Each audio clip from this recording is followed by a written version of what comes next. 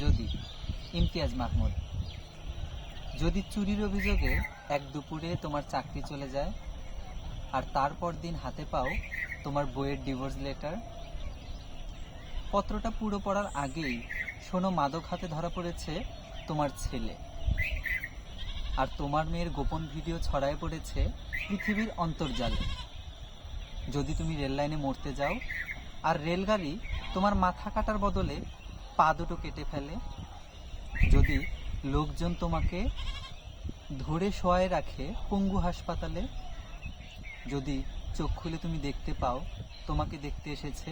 তোমার বউ, ছেলে অথবা মেয়ে, যদি তারা পেয়ারা নিয়ে আসে,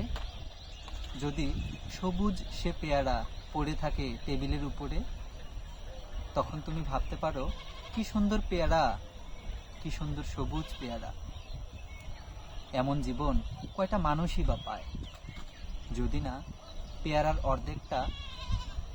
তোমার আগেই ক্ষুধার্ত কোনো ইঁদুর খেয়ে যায়।